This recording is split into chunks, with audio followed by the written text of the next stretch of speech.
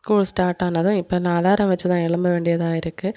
சமையலை ஒரு வழியாக முடிக்கலான்னு பார்த்தா அச்சுக்குட்டி எழும்பி வந்துட்டாங்க. கூடவே அக்காவும் எழும்பி வந்தாச்சு. இப்போ ஸ்கூல் போகிறனால அக்கா தங்கச்சிக்கு பயங்கர பாசம். இப்போ பாரு ஒரே கொஞ்சலாக இருக்கும். குட்டி குட்டிக்கு மார்னிங் ஸ்நாக்ஸ் டைமுக்கு ஃப்ரூட்ஸ் கொண்டு போகணும், ஈவினிங் ஸ்நாக்ஸ் கொண்டு போகணும். இப்படி வச்சுருக்கிறது கூட நல்லது தான், ஏன்னா பிள்ளைங்க ஃப்ரூட்ஸ் சாப்பிட்றாங்க. ஸ்கூலுக்கு கொண்டு விட்டு கூட்டிகிட்டு வர்றது கொஞ்சம் கஷ்டம்தான். ஸோ வீட்டு பக்கத்தில் இருந்து குழந்தைங்க ஆட்டோவில் போகிறாங்க. ஸோ ஆட்டோக்காக தான் அச்சுக்குட்டியும் கிஃப்டி குட்டியும் வெயிட் பண்ணிகிட்டு இருக்காங்க. அச்சுக்குட்டிக்கு ஆட்டோவில் போகணுன்னு ஒரே அடம். இன்றைக்கி ஒரு வழியாக கிஃப்டி குட்டிக்கு கொஞ்சம் ஹாப்பியாக தான் இருக்காங்க. மார்னிங்கே ஆரி ஸ்டூடெண்ட்ஸ் வந்திருந்தாங்க படிக்கிறதுக்கு. அப்புறமா நேற்றுக்கு கட் பண்ணி வச்சுருந்த ப்ளவுஸை இன்றைக்கி ஸ்டிச் பண்ண ஸ்டார்ட் பண்ணியிருந்தேன்.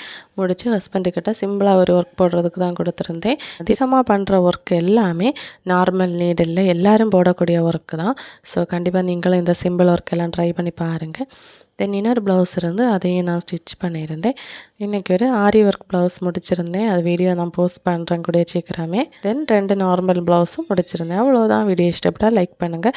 இது மாதிரி ஸ்டிச்சிங் டிப்ஸ் தேவைப்பட்டால் என்னோடய ஐடியா ஃபாலோ பண்ணுங்கள். தேங்க்யூ.